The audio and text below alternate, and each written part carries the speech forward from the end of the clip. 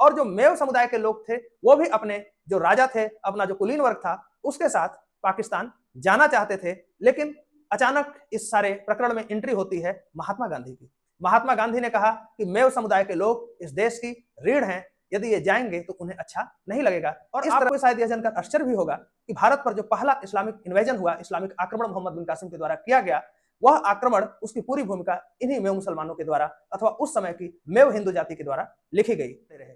इस प्रकार हम देखते हैं कि जो मेव जाति है मूलतः एक हिंदू जाति है।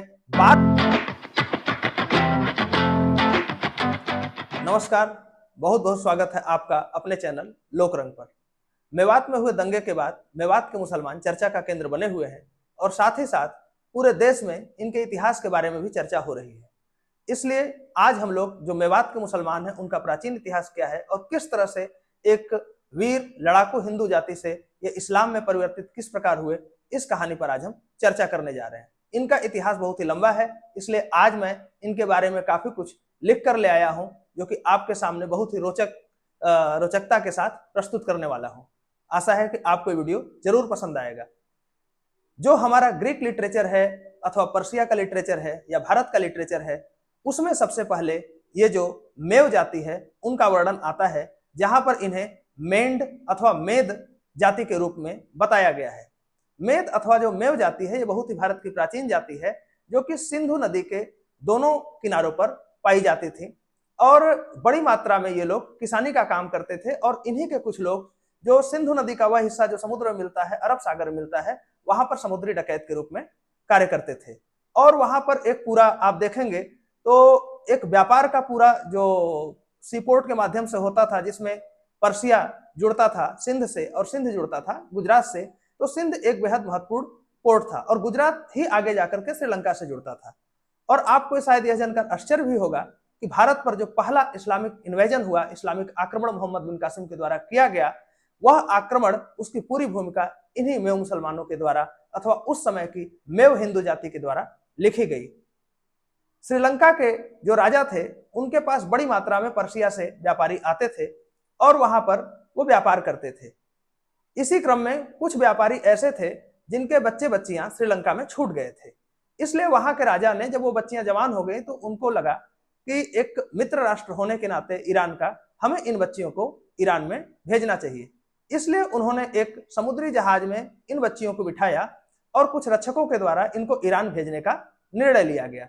जिसके बाद साथ ही साथ उन्होंने कुछ अपने जो खबरी हैं उनके द्वारा जो ईरान के राजा थे उनके पास सूचना भिजवा दी कि हम आपकी लड़कियों को भिजवा रहे हैं और ससुरक्षित हम आपको पूरे इज्जत के साथ वापस करेंगे। आप जानते हैं कि श्रीलंका से पर्शिया तक जाना, ईरान तक जाना एक बहुत ही बड़ा लंबा रूट है। इसलिए बीच में ब्रेक लेने के लिए सिंधु नदी के पास, सिंधु देश के पास इनको आना पड़ा। वहां पर यही मेव समुदाय के लोग जो समुद्री डकैत थे, उन्होंने उस जहाज पर हमला किया और जो ईरानी महिलाएं थी, मुस्लिम महिलाएं थी, वो उनका अपहरण कर लिया। इस अपहरण के बाद ईरान के जो गवर्नर उस समय के थे, खासकर जो ईस्ट ईरान के जो गवर्नर थे जिनका नाम अल हज्जाज है, उन्होंने 2 चिट्ठियां भेजी, एक के बाद एक, सिंध के राजा दाहिर को। सिंध के राजा दाहिर वैसे तो बेहद प्रतापी राजा थे, लेकिन ये जो मेव जाति है बेहद लड़ाकू होने की वजह से इनके ऊपर उनका उतना कब्जा नहीं था जितना कि बाकी साम्राज्य पर उनका कब्जा था। इसलिए सिंध के राजा के पास, दाहिर के पास जब पहली चिट्ठी आई तो उन्होंने उसका बहुत कोई उसमें रुचि नहीं दिखाई और जवाब नहीं दिया। फिर अल हज्जाज ने दूसरा पत्र भेजा। दूसरे पत्र में राजा दाहिर ने सीधे सीधे यह कह दिया कि ये जो मेव समुद्री डकैत हैं ये बहुत ही लड़ाकू होते हैं और इनका हमारा कोई इनके ऊपर वश नहीं है। इसलिए हम इसमें आपकी सहायता करना तो चाहते हैं लेकिन कर नहीं पा रहे हैं। इस बात को अल हज्जाज ने यह सोचा कि यह पूरी तरह से राजा दाहिर के द्वारा की गई बहानेबाजी है।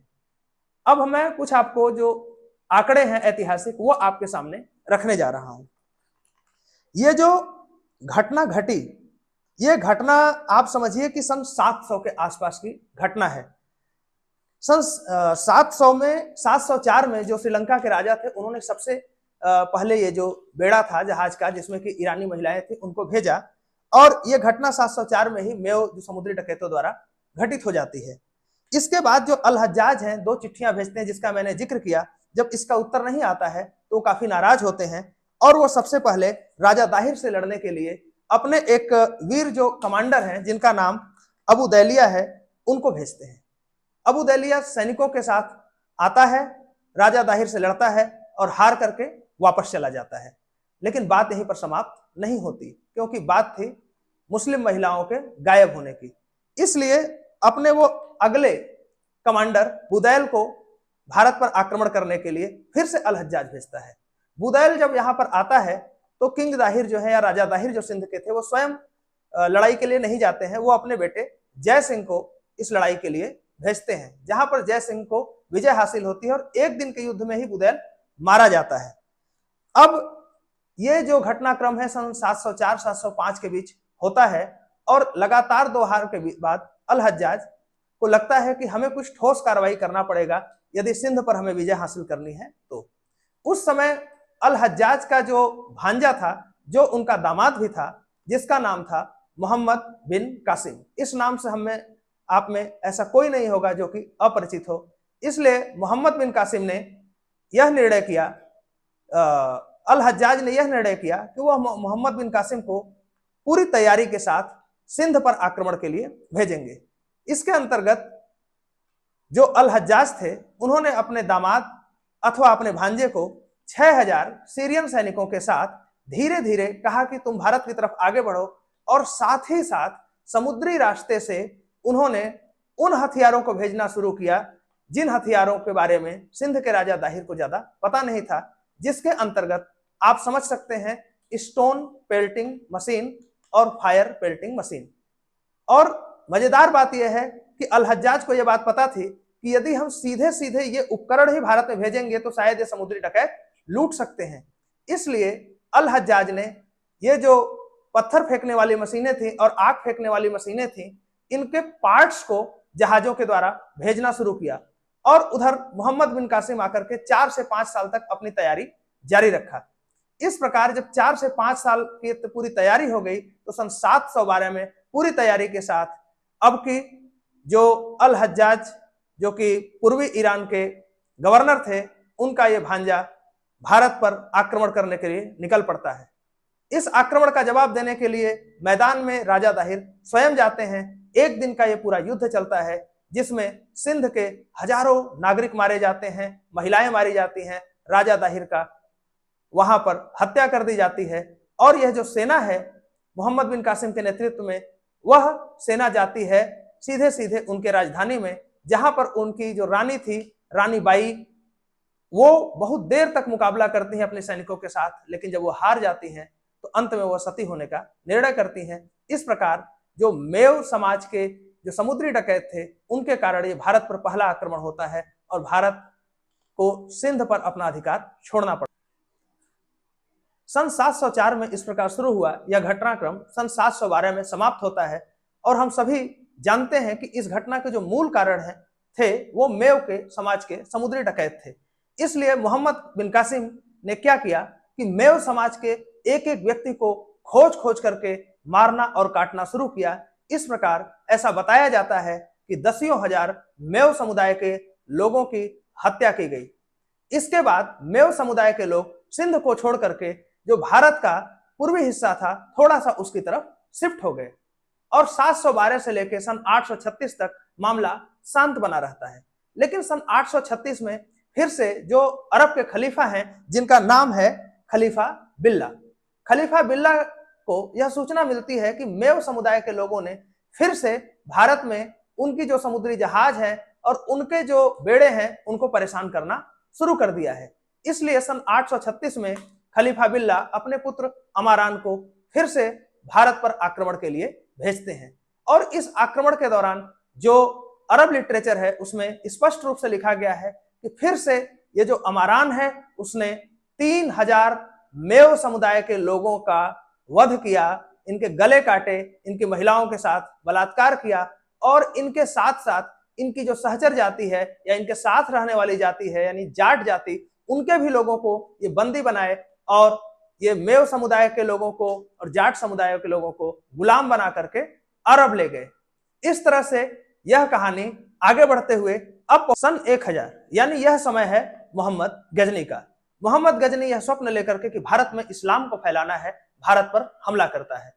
और आप जानते हैं कि भारत पर कोई भी हमला यदि होता है तो भारत के पश्चिमी सीमा से होता है। इसलिए अब आप, जब मैंने पहले बात की, तो ये जो मेव जाति थी, जो सिंध नदी के किनारे रहती थी, वो बढ़ करके पंजाब की तरफ आ चुकी होती है यहाँ पर। और ये आगे बढ़ते हैं, राजस्थान में जो अरावली पर्वत है वहां पर अपने लिए ये सेफ साइड देख करके वहां पर ये जो मेव जाति के लोग हैं वो स्थापित हो जाते हैं। अब जो ये मोहम्मद गजनी है वो अपने भतीजे, जो कि एक बहुत ही फेमस कैरेक्टर रहा है भारतीय इतिहास में, जिसको हम सभी सैयद सालार गाजी कहते हैं, वो अपने भतीजे को आक्रमण के लिए भेजता है। इसका भतीजा जो वहां के तिजारा नरेश थे, जिनका नाम तेजपाल सिंह तोमर था, जो कि तोमर राजवंश के राजा थे, उनके ऊपर अचानक हमला करता है और राजा तेजपाल इस हमले को नहीं झेल पाते हैं। अंततः राजा तेजपाल जो तोमर वंश के हैं उनकी हार होती है और जो सैयद सालार गाजी है राजा तेजपाल के ऊपर लगातार दबाव बनाता है। इस दबाव में राजा तेजपाल, इसके बाद राजा तेजपाल का जो नाम है वो बदलकर हो जाता है जलाल खान, यानी कि जो तोमर वंश है उसी से ये एक खान जो वंश है उसकी उत्पत्ति हो जाती है। मामला यहीं पर समाप्त नहीं होता है। यही सैयद सालार गाजी आगे बढ़ करके जो केंद्रीय भारत है वहां आता है और अंत में बहराइच में आकर के इसके ऊपर जो राजा सुहेल देव थे वो हमला करते हैं और इसको पराजित करते हैं। इस बार जो ये मोहम्मद गजनी का हमला था, ये वास्तव में मोहम्मद गजनी ने एक धर्म युद्ध की तरह छेड़ा था, इसलिए बड़ी मात्रा में इन मेव जो समुदाय के लोग थे उन पर दबाव बना करके इनको मुसलमान बनाया जाता है। इसके बाद हम बात करेंगे कि जो मेव मुसलमान हैं वो कौन कौन से 3 क्षत्रिय राजवंश हैं जिनसे उत्पन्न होने का अपना दावा करते हैं। जो पहला राजवंश है जिसकी हमने चर्चा की, तोमर राजवंश। दूसरा जो राजवंश है जिसको फिलहाल खान जादा कहते हैं, जिनको कि पूर्व में जादौन या जादव राजवंश कहते थे। और तीसरा जो राजवंश है जिससे होने का यह दावा करते हैं वो है कुशवाहा वंश।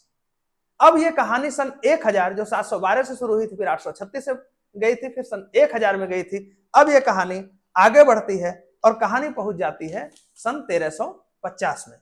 सन 1350 में जो जादौन वंश था उसके राजा लखनपाल थे। लखनपाल के जो बड़े पुत्र थे उनका नाम था सोनपर पाल। और ये जो सोनपर पाल थे उस समय गुलाम वंश का भारत में राज था और ये जो फिरोज शाह तुगलक था उसके सेवादार थे, उसके मित्र थे और उसके साथ रहते थे।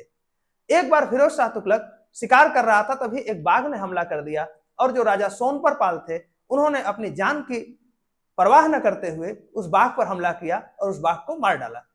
इस घटना से जो फिरोज शाह तुगलक और राजा सोनपर पाल थे उनकी जो मित्रता थी वो बहुत ही ज्यादा बढ़ गई और फिरोज शाह ने इनके ऊपर तमाम तरह का लालच और दबाव देकर के इनसे कहा कि ये इस्लाम धर्म स्वीकार कर लें। अंततः फिरोज शाह तुगलक जो उनका मित्र भी था उसकी बात स्वीकार करते हुए राजा जो कुंवर सोनपर पाल थे उन्होंने अपना धर्म परिवर्तन किया और अब इनका नाम हो गया नाहर खान। इस तरह से ये जो नाहर खान है, जो खान जादा आज के समय में राजपूत जो मेव मुसलमानों में पाए जाते हैं, उनके राजवंश का निर्माण होता है। और कुछ ही समय बाद सन 1372 में फिरोज शाह ने ये जो नाहर खान, जो कुंवर नाहर खान थे, उनको वहां का जो मेवात रीजन है उसका राजा बना दिया। और यही जो खान डायनेस्टी है ये आगे बढ़ती है और समय आ जाता है। जैसा कि हम जानते हैं कि भारत में जो मुगल साम्राज्य है उसकी स्थापना बाबर ने रखी। उज्बेकिस्तान से उतरा यह मुगल साम्राज्य अफगानिस्तान और वर्तमान के पाकिस्तान होते हुए आगे बढ़ते बढ़ते ये पहुंच गया दिल्ली के पास। और इसका प्रमुख मुकाबला था उस समय के तेजस्वी और पराक्रमी राजा महाराणा सांगा से। सन 1527 में मार्च के महीने में खानवा का युद्ध हुआ जिसने कि भारत का इतिहास बदल दिया। इस खानवा के युद्ध में सारा राजपूत परिसंघ एक तरफ था और मुगल एक तरफ थे। जो राजा उस समय के, यह जो खानजादा राजवंश जिसकी हमने चर्चा की, जो मूलतः आप देखेंगे तो जादौन या जादव या यादव या यदुवंशी क्षत्रिय थे, वही इस्लाम धर्म में परिवर्तित होकर के मेवात में अब तक शासन कर रहे थे। इस समय मेवात के जो राजा थे वो थे हसन खान मेवाती। हसन खान मेवाती के पास बाबर ने संदेश भिजवाया कि आप मुसलमान हैं और यदि मुगल साम्राज्य की स्थापना होती है तो आपका भी पूरा सम्मान होगा, इसलिए आप हमारे साथ खड़े हो जाइए। लेकिन हसन खान मेवाती वो जानते थे कि वह मूलतः हिंदू हैं, मूलतः राजपूत हैं, इसलिए उन्होंने बाबर के का ये जो न्योता था इसको स्वीकार नहीं किया और उन्होंने निर्णय किया कि वो महाराणा सांगा का युद्ध में साथ देंगे। सारे राजपूतों ने मिलकर यह फैसला किया कि ये जो युद्ध होने वाला है, जो कि भारत का इतिहास बदलने वाला था, उसमें मुख्य सेनापति के रूप में यही जो हमने चर्चा की हसन खान मेवाती, ये इसके मुख्य सेनापति होंगे। हसन खान मेवाती के नेतृत्व में खानवा का यह युद्ध लड़ा गया, जिसमें कि अगले ही दिन हसन खान मेवाती युद्ध लड़ते हुए राजपूतों की तरफ से शहीद हो गए। इस तरह से भारत में मुगल साम्राज्य की स्थापना हो गई। इस स्थापना के बाद जैसे बाकी राजपूत परिसंघ को मुगलों के सामने अपने घुटने टेकने पड़े, हालांकि महाराणा प्रताप जैसे कई पराक्रमी वीर मुगलों के खिलाफ लड़ते रहे, उसी तरह हसन खान मेवाती के जो बाद के परिवार के लोग थे वह भी मुगलों के साथ शामिल हो गए। चूंकि ये घोषित रूप से मुसलमान थे, इसलिए मुगलों में दरबार में इनको समाहित होना आसान था और इनको एक कुलीन मुसलमान के रूप में, कुलीन दरबारी के रूप में मुगल दरबार। मेव समुदाय के बारे में जो अंग्रेज विद्वानों ने लिखा है, उनकी राय इनके बारे में अच्छी नहीं है। उनका कहना यह था कि ये एक क्रिमिनल जाति है, आपराधिक जाति है, इनसे आप कोई अच्छा काम नहीं करा सकते, ये मुख्यतः डकैती करते हैं, ठगी करते हैं। लेकिन यह आपको जानकर आश्चर्य होगा कि अकबर के जमाने में कम से कम 1000 मेव समुदाय के लोग जो अकबर के सरकारी काम थे उसमें कार्य करते थे, और अकबर का यह मानना था कि मेव जाति के लोग दौड़ने में, भागने में बहुत ही तेज होते हैं, इसलिए डाक सर्विस जो अकबर ने शुरू किया उसमें मुख्यतः मेव समुदाय के लोगों को ही स्थान दिया। उसके बाद सन 1803 में मराठा और ब्रिटिश सेना के बीच युद्ध होता है। इस युद्ध में ब्रिटिश जो उस समय के इतिहासकार हैं वो लिखते हैं कि मेव जाति के लोगों ने, जो ब्रिटिशर थे, उनके सैनिक थे, उनको जाने में बहुत ही ज्यादा परेशानियां खड़ा की और अप्रत्यक्ष रूप से ये मराठाओं के साथ खड़े रहे। इस प्रकार हम देखते हैं कि जो मेव जाति है मूलतः एक हिंदू जाति है, बार बार, और एक लड़ाकू जाति भी है। बार बार के आक्रमणों के बाद इनके ऊपर ढेर सारे अत्याचार हुए, इनकी महिलाओं के साथ बलात्कार हुआ, इनको गुलाम बनाया गया, इनकी हत्याएं की गई और बार बार चोट दे करके इनको हिंदू से मुसलमान बनाने की कोशिश की गई। और यह कोशिश इतनी बार हुई कि शायद ये कोशिश अंततः सफल भी हो गई। इसके बाद हम बात करते हैं सन 1857 की। सन 1857 में मेव जो राजवंश था और मेव के जो लोग थे उन्होंने अंग्रेजों के खिलाफ विद्रोह खड़ा किया। उसके बाद हम सीधे आते हैं भारत के बंटवारे पर, क्योंकि जब हम प्रत्येक बारीकी पर जाएंगे तो बहुत ही लंबी चर्चा हो जाएगी। इसमें से अधिकांश जो राजपूत जो कि कुलीन वर्ग के थे, जो कि मेव पर राज्य करते थे, उन्होंने भारत पाकिस्तान बंटवारे के समय पाकिस्तान जाना स्वीकार किया। और जो मेव समुदाय के लोग थे वो भी अपने जो राजा थे, अपना जो कुलीन वर्ग था, उसके साथ पाकिस्तान जाना चाहते थे। लेकिन अचानक इस सारे प्रकरण में एंट्री होती है महात्मा गांधी की। महात्मा गांधी ने कहा कि मेव समुदाय के लोग इस देश की रीढ़ हैं, यदि ये जाएंगे तो उन्हें अच्छा नहीं लगेगा। इस तरह से ये जो मेव समुदाय, जिसे आज हम मेवाती मुसलमान कहते हैं, ये भारत में रुका रह गया। इसका जो कुलीन वर्ग था, यानी खानजादा राजपूत जिसे हम आज कहते हैं, उसमें से अधिकांश लोग वर्तमान के पाकिस्तान में पलायन कर गए। इस समुदाय का जब हम इतिहास देखते हैं तो इसमें से बहुत से लोग, एग्रीकल्चर जो था वो तो इनका मेन काम था ही, साथ ही साथ ये लड़ाकू लोग थे। शुरुआत में जो समुद्री डकैती की बात करते हैं और अंग्रेजों के काल में वर्णन आता है कि जब ठगों पर अंग्रेजों ने कार्रवाई शुरू की तो बड़े मात्रा में ये ठग मेवात के ही थे। और शायद उनका जो ये चरित्र है वो आज भी जारी है। और आज भी भारत में साइबर ठगी के मामले में पूरे भारत में मेवात जिला नंबर 1 पर है। सभी प्रकार के साइबर ठगी में इस अकेले जिले का अपना योगदान 12% है। साथ ही साथ ये पहले भी सोने का, चांदी का झूठा छलावा करके ठगी का काम करते रहे हैं। इसके अलावा जब हम देखते हैं तो ये हिंदू से मुसलमान बने हैं और 3 राजपुत्र जो परिवार है उससे इनकी उत्पत्ति हुई है, उसको भी ये याद करते हैं। किस रूप में ये बाकी मुसलमानों से अलग है, इनको हमें अब समझना चाहिए। ये पांडवों के गीत गाते हैं और ऐसा बताते हैं कि मूलतः इनकी उत्पत्ति अर्जुन से हुई है और ये अपने आप को अर्जुन से, भगवान कृष्ण से जोड़ते हुए पांडव गीत गाते हैं। साथ ही साथ इनके कुल 52 गोत्र हैं जिसमें से 12 को पाल कहते हैं, जो कि बड़े समुदाय हैं, उसको इन 12 में शामिल किया गया है। आपको जानकर यह भी आश्चर्य हो सकता है कि ये जो 52 गोत्र हैं, इसमें से लगभग इनके 9 गोत्र सीधे सीधे राजपूतों से हैं, इनके 2 से 3 गोत्र जो हैं ब्राह्मणों से हैं, 2 से 3 गोत्र मीना समुदाय से हैं। इसी तरह से अन्य समुदाय जो इनके आसपास पाए जाते हैं उनसे इनके गोत्र निकले हैं। मुसलमानों में जहां कजिन मैरिज यानी कि अपने सगे संबंधियों से विवाह करना एक सामान्य परंपरा है, वहीं पर मेवाती मुसलमानों में यह पूरी तरह से प्रतिबंधित है। साथ ही साथ ये सगोत्री विवाह भी नहीं करते हैं। इस तरह से आप देखेंगे तो एक मिली जुली व्यवस्था में ये लोग जीते रहे हैं। लेकिन आजादी के बाद जिस तरह से भारत और पाकिस्तान के बंटवारे के बाद इनके अंदर तबलीगी जमात एवं अन्य जमातों ने काम करना शुरू किया, उन्होंने प्रयास किया कि किस तरह से इनके अंदर जो हिंदू संस्कृति है, हिंदू सभ्यता के चिन्ह है, उसको मिटाया जा सके और अरब की तरफ अपनी सारी मानसिकता रखने वाला समुदाय इन्हें तैयार किया जाए। इसके लिए सारा प्रयास किया गया, जिसका परिणाम आज आपको देखने को मिल रहा है। इसीलिए मेवात बार बार लगातार दंगे और संवेदनशील क्षेत्र के रूप में जाना जाता है और आज भी शायद इसी कारण हम उसकी चर्चा कर रहे हैं। आपने लोकरंग को सुना, देखा, आप सबका बहुत बहुत धन्यवाद। आप सभी से निवेदन है कि इसी तरह के वीडियो आगे देखने के लिए हमारे चैनल को लाइक करें और सब्सक्राइब करें। नमस्कार।